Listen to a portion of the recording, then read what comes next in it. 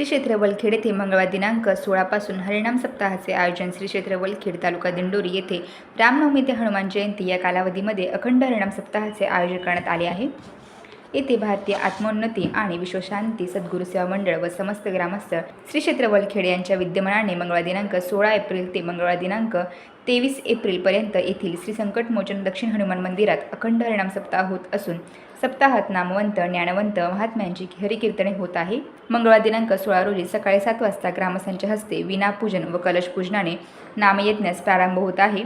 दररोज पहाटे 4 ते 6 वाजता काकडा भजन, सकाळी 8 ते 11 वाजता ज्ञानेश्वरी पारायण, सकाळी 11 ते 12 वाजता गाथा भजन, सायंकाळी 5 ते 6 वाजता हरिपाठ व रात्री 9 ते 11 वाजता हरिकीर्तन होत आहे। यामध्ये कीर्तनकार असे आहेत: मंगळवार दिनांक 16 एप्रिल रोजी हरिभक्त पारायण बाळकृष्ण महाराज खांदे, बुधवार दिनांक 17 रोजी सकाळी 10 ते 12 वाजता श्री रामोत्सवचे हरिभक्त पारायण दिनेश महाराज शिरसाट, तसेच रात्री 9 ते 11 वाजता हरिभक्त पारायण अण्णासाहेब महाराज हिसवळकर, गुरुवार दिनांक 18 रोजी रात्री 9 ते 11 हरिभक्त पारायण अनिल महाराज दातार, शुक्रवार दिनांक 19 रोजी हरिभक्त पारायण चतुर्भुज महाराज पाटील, शनिवार दिनांक 20 रोजी हरिभक्त पारायण एकनाथ महाराज सदगीर ठाणे, रविवार दिनांक 21 रोजी हरिभक्त पारायण माधव महाराज काजळे, सोमवार दिनांक 22 रोजी हरिभक्त पारायण विश्वनाथ महाराज कोल्हे, मंगळवार दिनांक 23 रोजी हरिभक्त पारायण निवृत्ती महाराज शिंदे वलखेडकर यांचे काल्याचे कीर्तन झाल्यानंतर ग्रामस्थांच्या वतीने महाप्रसाद होऊन या नामयज्ञाची सांगता होईल।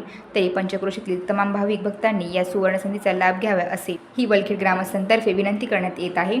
एस स्मार्टसाठी नारायण राजगुरू, दिंडोरी।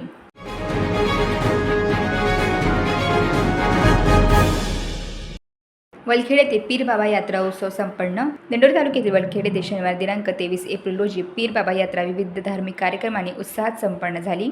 वलखेड येथे यात्रेचे वैशिष्ट्य म्हणजे सर्व धर्मीयांची यात्रा हिंदू मुस्लिम हे एकत्र येत ही यात्रा साजरी करतात। पीर बाबा मंदिराची रंगरंगोटी करून मंदिराभोवती विद्युत रोषणाई करून सर्वत्र सुशोभीकरण करण्यात आले। यात्रेमध्ये खाद्यपदार्थाची दुकाने, खेळण्याची दुकाने, कटलरींची दुकाने, मिठाईची दुकाने, रहाट पाळणे आदी विविध दुकाने आली होती। सायंकाळी संदल निघून यात्रेच्या दिवसाच्या पोळ्या करून त्याचा मलिदा बनवला जातो। त्याचा नैवेद्य हा देवाला अर्पण केला जातो।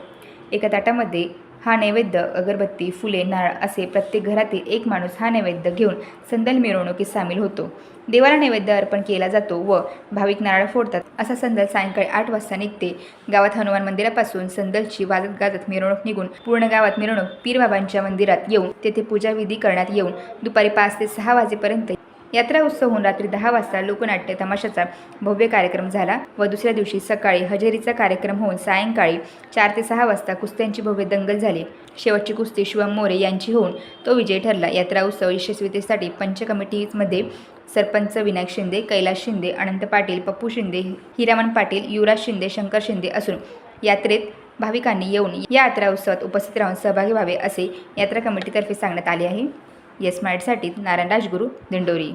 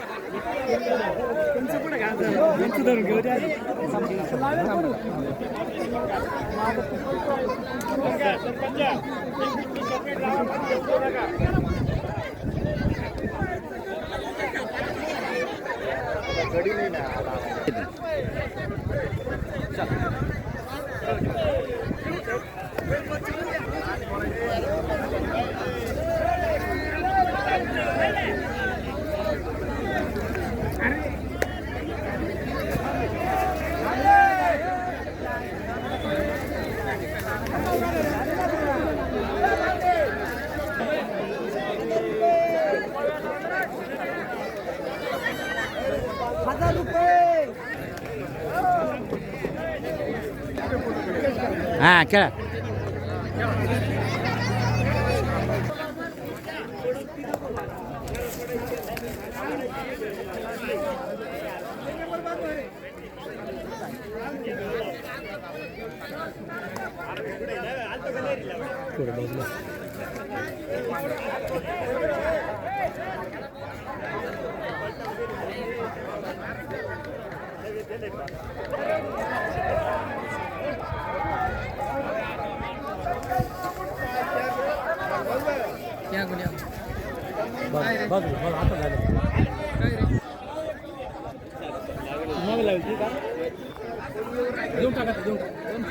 नाही ना 700 मार्क 1300 लागले होते आम्ही त्याला 5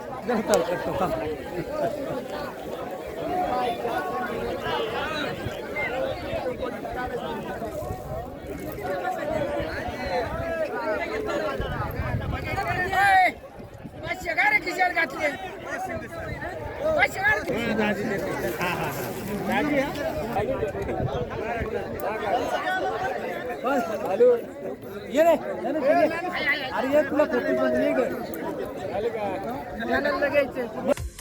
अशाच प्रकारच्या ताज्या घडामोडींसाठी येस मराठी न्यूज यूट्यूब चॅनलला शेअर करा, सबस्क्राईब करा, लाईक करा आणि पाहत राहा येस मराठी न्यूज.